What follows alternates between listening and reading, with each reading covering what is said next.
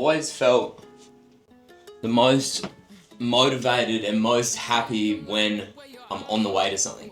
And in contrast, I've always felt the most defeated and unmotivated when I've reached a goal, no matter how the goal went, success or failure, immediately after. Especially if I don't have a new goal or journey to chase. And so I really started holding on to the idea of the journey being way better than the destination. And this keeps coming up again and again, literally every time I finish an event or a race, or I release a big music project that I've been working forever on. It's like in those weeks and even months leading up to it, and maybe it is the prospect of the goal that keeps you moving, or the destination that keeps you moving. But I really think that like the journey is the best place to be in, because that's where you feel the best. So if you've always got a journey and you're always moving towards something, then you're good, right? That's my logic anyway. So I'm gonna take you guys through making a song. I'm back in the studio, I'm so excited. And then also a real good bass building session that I'm doing at the gym. My two favorite things, let's go.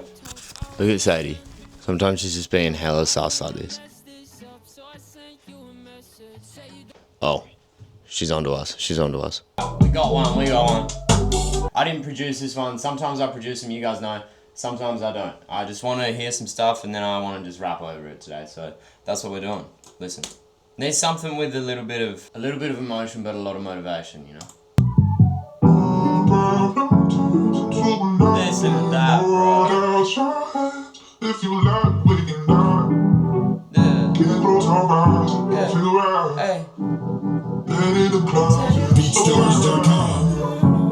That's alright. It's alright. 'Cause I won't stop.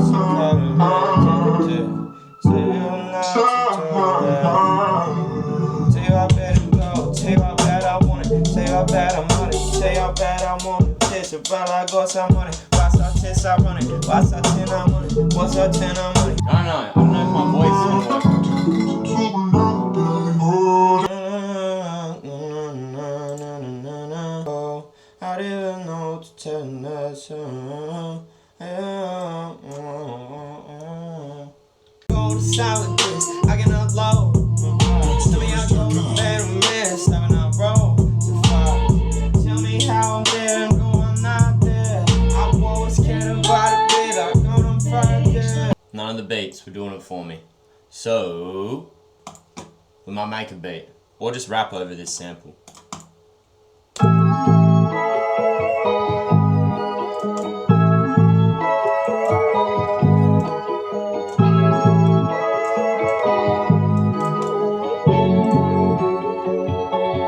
It's like a get some shit off your chest type beat. My money is bringing what set out the woodwork. I was out stuck up on my ass, ain't a woodwork. I never did this shit for cash. I do it for math, making a movement. I'm never doing that, so I'm just running you guys through the process of how quickly I switch between beats. You know, I hear it for the first time and then I'm like, this is nuts.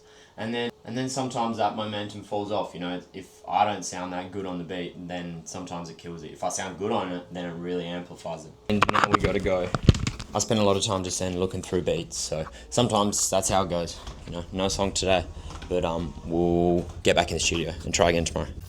It's really hard in the creative space sometimes, where like a session in the studio like that, you have nothing to show for it, but you did a bunch of practice. And so in the past I would have been discouraged about not having a song to show for it. But now I really just try to think about the idea that I got in there, did the work, and had a go at, you know, at working on a song. So we move on. I'm gonna take you guys through one of these base building sort of weights, hybrid workouts. Okay, unpopular opinion, but this leg and ab workout is designed to not leave you shattered and have you available to train the following day or even that night if you do it in the morning. I feel like so many people's leg workouts are just grueling and kill their legs, which is like, yeah, I guess you need to do that if your only goal is to build leg strength or muscle volume. But in the hybrid training space, we're always trying to do lots of different things. And so we need to gauge the intensity of some sessions or a lot of sessions to make sure we're ready to train the next day. So there's a lot of supersets in there doing, say, legs and abs together.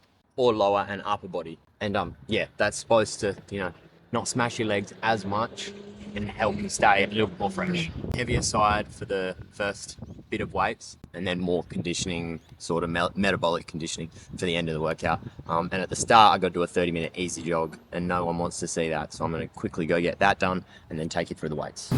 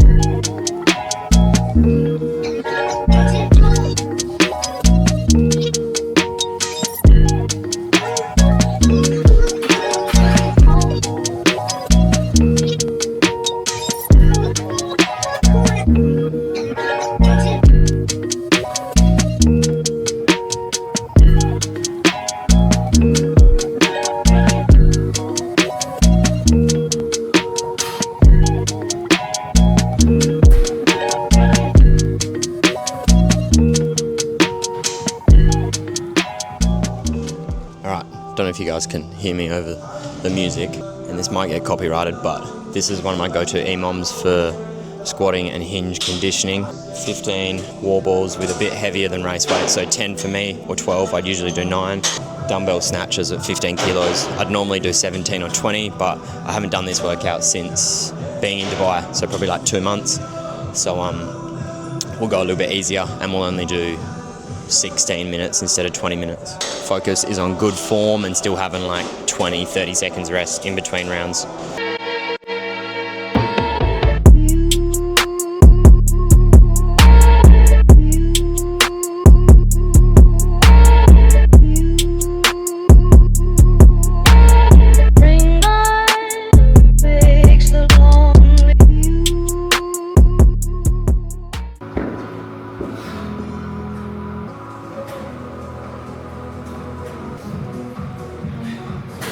Way harder than it needed to be, so I didn't do the full 16, I did 10. When I'm doing a base phase like this, especially at the start, it's just go off of feel, and if things are too hard, then you're obviously not going to be able to back it up week after week. So for me, it's less about hitting what I say I'm going to hit and more about just being consistent, making sure I do a really similar thing next week. But yeah, there's a super simple but useful hybrid lower body-ish workout that's quick. That is it. Next week marks the start of the group base build. Sorry, had to get home. So group training setup where I'm teaching people to enjoy their training and teach their body to be able to handle more training. Start to have more fun with your sessions, you recover better from your sessions, you're able to do more, and then you get so much mind and body fitness gains from that. I feel like I've come up with a really good base building program that I always use to get me ready for upcoming races. I can slightly tweak them to be specific for certain races, but there's also a pretty general approach that you can take in terms of functional training and hybrid fitness. So I'm going to be posting that on the IAK training family. If you guys want to get around it, we're going to have a bunch of fun and just a community vibe around getting used to base phase training. It's a big part in a lot of athletes' training that's not talked about so much, and so I want to help you guys out with it. That's it. Peace. See you in the next vlog.